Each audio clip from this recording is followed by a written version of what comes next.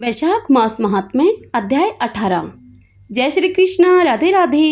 भगतजनों, आज हम वैशाख महात्म्य की अध्याय 18 की पावन कथा का रसपान करेंगे।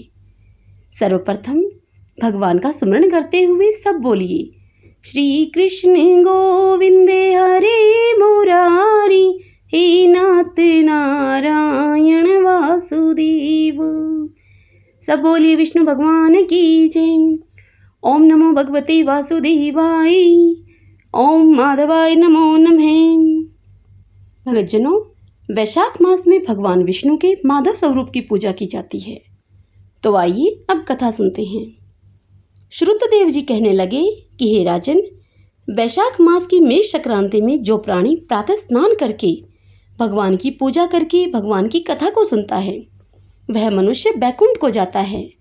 परंतु जो कथा को त्याग कर चले जाते हैं और कथा को नहीं सुनते, वह मनुष्य रौरव नरक में जाकर पिशाच योनि को प्राप्त करते हैं। इस विषय में एक प्राचीन इतिहास है, वह सुनिए। प्राचीन काल में गोदावरी के किनारे ब्रह्माश्वर क्षेत्र में ब्रह्मानिष्ठ परमहंस दुर्वासा ऋषि के 2 शिष्य रहते थे। उनको कभी किसी से कोई इच्छा नहीं थी। भिक्षा में उन्हें जो भी कुछ मिल जाता उसे ही खाकर वह अपना जीवन निर्वाह कर लेते और वह पर्वत की गुफा में रहते थे। इन दोनों का नाम सत्यनिष्ठ और तपोनिष्ठ था। इनमें सत्यनिष्ठ तो भगवान विष्णु की कथा को सदैव सुनता और कथा सुने बिना अन्न जल ग्रहण नहीं करता था। जो मनुष्य इस प्रकार प्रेम से कथा को सुनता है, वह जन्म मरण के इस चक्र से ही, इस बंधन से छूट जाता है। उसकी भगवान में सच्ची भक्ति उत्पन्न होती है तथा उसके समस्त दुख नष्ट हो जाते हैं।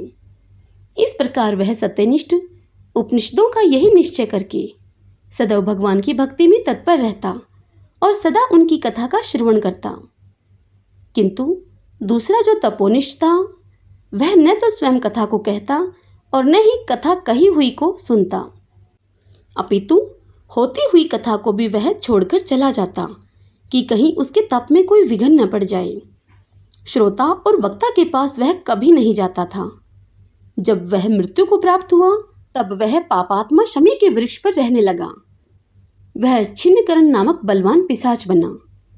वह अपने किए हुए कर्मों का विचार करता हुआ भूख प्यास से दुखी होकर इधर उधर भटकता फिरता था।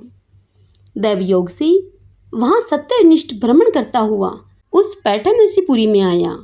मार्ग में दुख से पीड़ित छिन्नकरण नामक पिशाच को देखा उसने, जो कि भूख और प्यास से आतुर बुरी तरह से रो रहा था।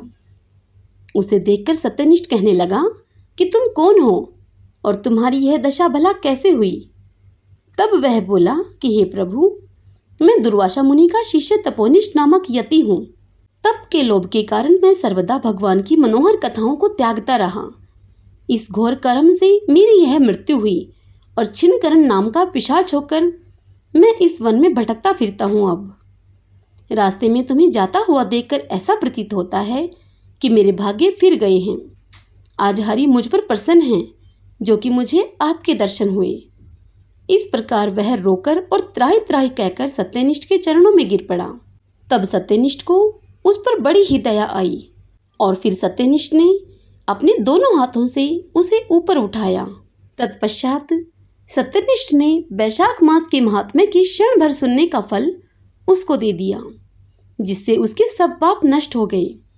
इस प्रकार वह कर्मनिष्ठ अपनी पिशाच योनि को त्याग कर दिव्य शरीर को धारण करके विमान पर बैठकर सत्यनिष्ठ को प्रणाम और परिक्रमा आदि करके विष्णु लोक को गया। हरि ओम तत्सत। भगतजनों, वैशाख मास महात्म्य के इस अध्याय की यह कथा यही संपूर्ण होती है। इससे आगे की कथा हम अगले अध्याय में कल सुनेंगे। सब बोलिए विष्णु भगवान की जय। ओम नमो भगवते वासुदेवाय, ओम माधवाय नमो नमः। यदि कथा आपको मेरे द्वारा सुनना पसंद आया हो तो इस वीडियो को लाइक करें, खूब शेयर करें, खूब पुण्य कमाएं। जय श्री कृष्ण, राधे राधे।